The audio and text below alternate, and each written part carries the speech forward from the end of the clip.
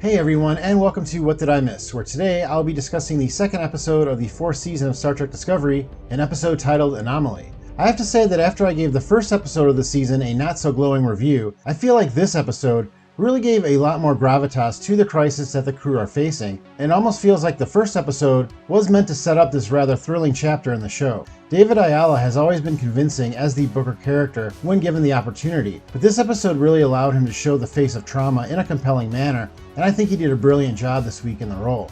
This episode also opened a few interesting developments for some of the main characters, and I will go over these changes as well as everything else I saw here. Before I get into it though, I want to thank you for clicking on this video and ask that you please hit that like button to help support the channel and get my videos out to more people. And if you have not yet done so, please subscribe as well.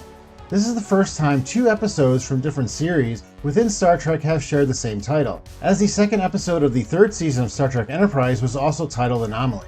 That episode had to deal with the crew of the NX Enterprise encountering similar spatial and gravimetric distortions that were due to a massive sphere built by a trans-dimensional race known as the Sphere Builders. These objects were located in an area of space known as the Delphic Expanse, and the Sphere Builders were using a race known as the Xindi to help them alter this area so that they could invade. It is not clear how or if this episode is related to the anomaly that Discovery is facing, but I believe that there is a clue at the very end of the episode that may be a hint at how they are connected, that I will get into a bit later when I discuss the ending.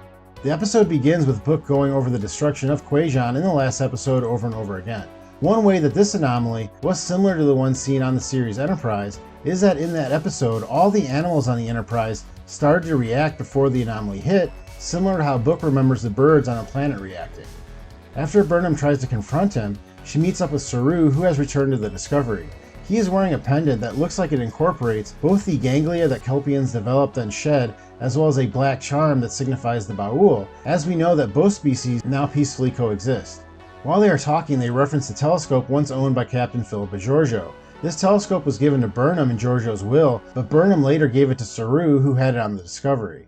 Saru asked to be the first officer on the ship, which Burnham seems grateful for. Tilly was granted a field commission to first officer last season, and she must have been in that position until this. It is also kind of funny that he is now referenced as Mr. Saru, similar to how one-name characters have been given this distinction in the past, such as Mr. Spock, Mr. Data, and Mr. Worf. Kind of a mystery though as to why we never heard anyone say Miss T'Pol or Miss Seven.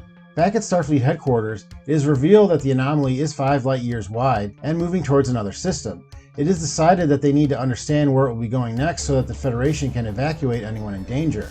In order to do that, the Discovery must travel to the anomaly and get more data about it.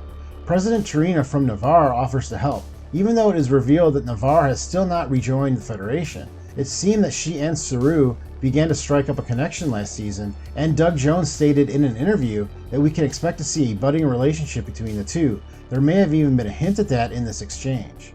Saru and Tilly reconnect, and Tilly is obviously still affected by the events at the space station in the prior episode. I think this will lead to Tilly taking more chances this season, and perhaps becoming more assertive, like her counterpart from the Mirror Universe. After a rousing speech by Captain Burnham, the Discovery jumps to outside the anomaly. The crew does not see what they expected to, and decide that they will have to move in closer to learn more. Booker volunteers to pilot his ship to do the mission, which Burnham is initially against. I thought their exchange was really interesting, because Booker acted very similar to how Burnham would when she would get into similar arguments, so it was almost like Burnham as captain is now having to deal with people like herself. Next we get a big reveal, which is how Gray will be returning to the living, as in this scene it is stated by Dr. Culber that they are working on incorporating Gray into a Soong-type android. This is of course a reference to the type of android first designed by cyberneticist Dr. Noonien Soong and represented by the character Data in The Next Generation. This technology was later improved upon by a descendant of Noonien Soong, a Dr. Alton Soong, along with Dr. Agnes Girardi, in events shown on the series Picard. They developed a Golem-type android, which housed the consciousness of Jean-Luc Picard and allowed him to survive. These events are also briefly mentioned by Dr. Culber in this episode. If you are wondering how this could even be possible, don't worry, because it is going to get even more confusing when you realize that Adira, Gray, and Tal are 3 different beings. Tal is the Trill symbiote that joined with Adira and cannot be removed without killing them. This means that Gray will be revived and not have the memories of the symbiote. Gray does mention wanting to become a host again, which could mean that he may want to have Tal back if Adira is able to survive without them. Adira seems to enjoy being a host, so that could cause a rift between them in the future. Gray also mentions wanting to be a guardian, and these are unjoined Trill that dedicate their lives to the care of Trill symbiotes. We saw examples of these characters on Deep Space Nine as well as Discovery. Saru and Burnham meet in her quarters, where Saru remarks that she has added a holo. It makes sense that Discovery added this technology to the ship since it was developed after they had jumped to the future. Holodecks were first introduced on the series The Next Generation, and on the series Voyager, they had a holographic character that was at first confined to the holo emitters located in sickbay. Burnham says that she is looking at the cliffs of Surak.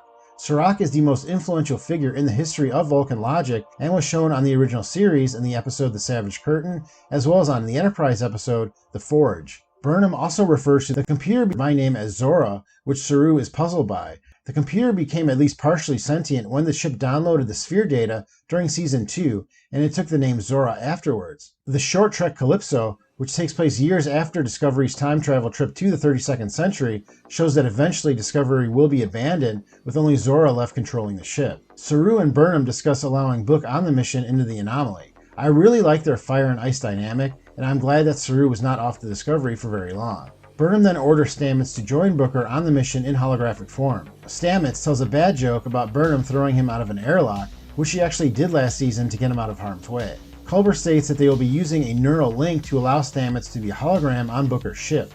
I believe that this is actually tech derived from Borg technology, as it has been mentioned multiple times that the Borg communicate with each other using a neural link. Data created a neural link with Captain Picard that was used to put the Borg to sleep in the Next Generation episode Best of Both Worlds. Booker and Stamets enter the anomaly, and Book seems to start to hallucinate and see the birds from his planet, as well as his nephew running through the ship.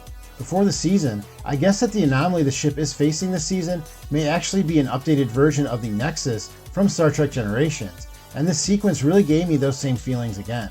Within the Nexus, the rules of time and space did not apply, and you could create any reality for yourself. If his ship was on the edge of the Nexus, it is possible that Book was starting to feel its effects.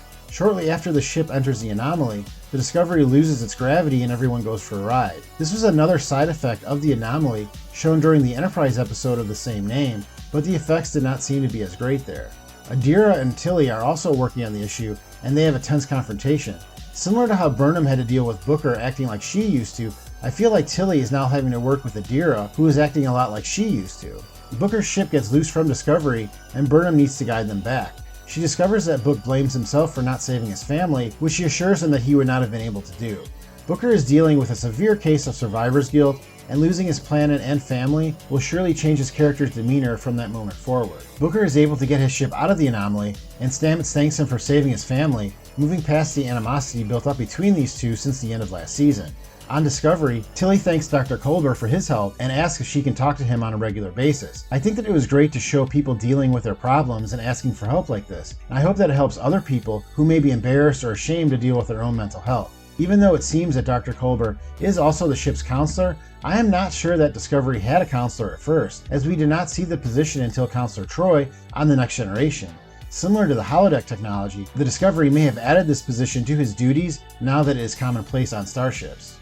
At the end of the episode, Tilly informs Saru that the reason the Discovery felt the distortions, even though they were outside of the trajectory of the anomaly, is because it moved in a different direction. This would seem to indicate that this anomaly is not naturally occurring, but is being steered or controlled by something else. In the Enterprise episode Anomaly, the crew there believed the distortions they encountered were a naturally occurring phenomenon until they found the sphere and learned of its purpose. It is possible, especially given the episode title reference, that the crew of the Discovery may now learn that the anomaly they are facing is also not naturally occurring, and it could be a hint that the sphere builders are once again trying to colonize this space. But let me know in the comments, do you think this could signal the return of the sphere builders or some other race using similar technology? Well, that is all I have this week, but let me know in the comments if I missed anything. Thank you very much for watching this video. Please hit that like button if you enjoyed it, and I will see you next time on What Did I Miss?